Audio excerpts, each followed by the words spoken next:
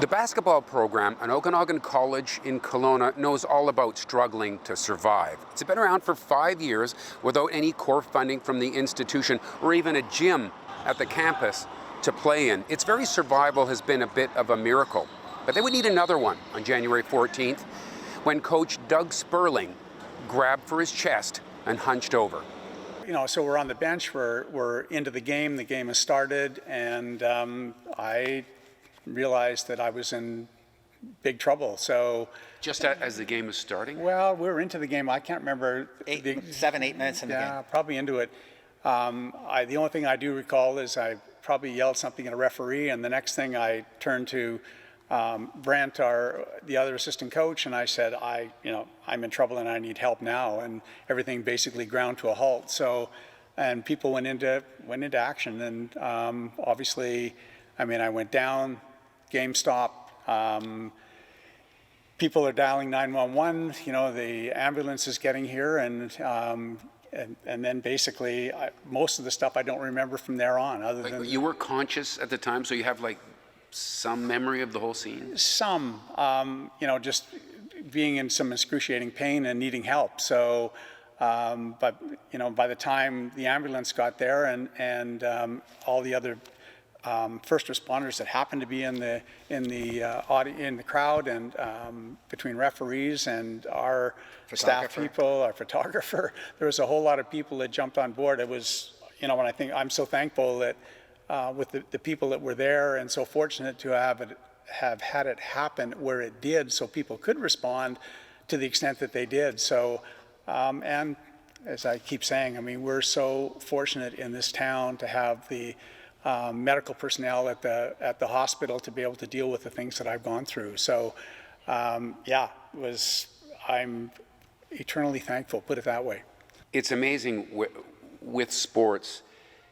I think one of the fun things about it is that we all, in our minds, make up the idea that it really matters. What's the score? How many minutes left in the game? And there's this illusion that the world depends on who wins the game. And then something like this happens, and you're sort of reminded that there's other more important things. Yeah, for sure. And I think that's exactly what happened. The people automatically went into that mode of help.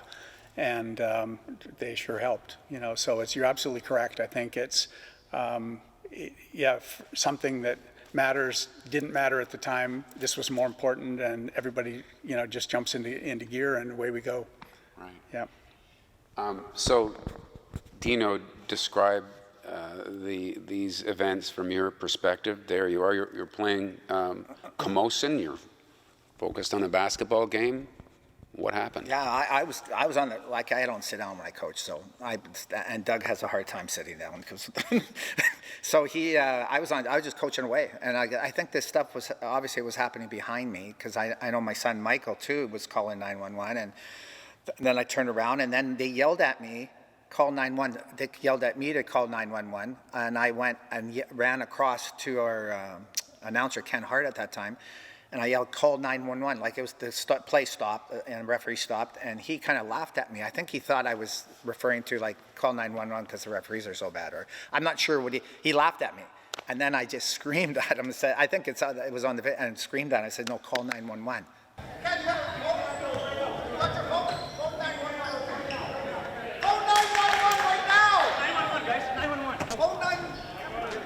And then the whole night was a blur to me, too. I ended up going to Merge and with his wife and trying to prepare Bev to what was going to be coming her way, right, without freaking her out. So it's just ironic, because that Doug has always helped me, right? So, and then I see him in so much pain. It was just crazy.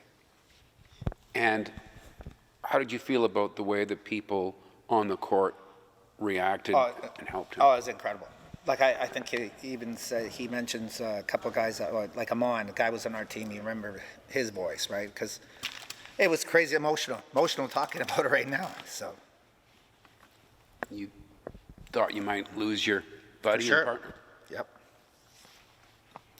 Well, and the other part, there was no fans in the crowd, so my wife wasn't there, and Dino's trying to get hold of my wife, who happened to be at Neighbors that evening, And yeah, so She's not answering the phone because Bev's saying, why is Dino calling me in the middle of the game? He's butt dialing me. I'm sitting on the phone. Like, she's not answering it. And then I did it twice. And I think I might have even done it a third time, and she finally answered it, right? And so. How did you explain to her? I says, Doug's in extreme pain. I think it has something to do with his heart. And I says, we're going to end up coming to merge real quick. And she just took off. She ended up meeting me there. So, and yeah, it's crazy. And how do you feel about the care that he received? You got to the hospital. You kind of saw Oh, it. it's great. It was amazing. I mean, it was like, it sounds weird, but it was like watching a hospital TV show that people came from the bars and wherever they were, those professional people, doctors, nurses, and they all came and put this team together in front of me, in front of our eyes while we were up there while Doug was waiting to do this surgery. And I mean, like the doctor said to us, or to Bev and I, and Doug was in extreme pain. Like, they just kept giving him, it's just saying, one or two people die. And we're going, okay. So that's all happening. All this emotion is all happening. So it was crazy. It was very emotional. It was lots going on, a lot of emotions. A lot of things had to happen right for him to be sitting here today. So. Yeah. All this after coach and program founder Dino Gini had just recovered from a case of throat cancer. I went through it, 30 treatments of radiation in the neck, and it was like extremely hard because when you have radiation in the neck, it burns your inside of your throat, and you go through that process. So it was frightening even to say you got diagnosed with cancer, and then you have to go through the radiation part. I mean, I had all family there, and I had help, and I didn't have to have chemo, which was one. And now it's cured. It's gone for now. So here you are going through all that. And Doug is kind of your rock, kind of helping you through it, and then all of a sudden it flips. Yep, 100% flip. All this has just been added motivation to the pair to get to their goal, and that is an institutionally funded basketball program and a gymnasium at Okanagan College. We've taken it from where there was no priority at the college to build a mental health and wellness center that included recreational and athletic facilities to now that's become probably a number 1, 2 priority to get that done. Do I think it's going to happen? I think it is.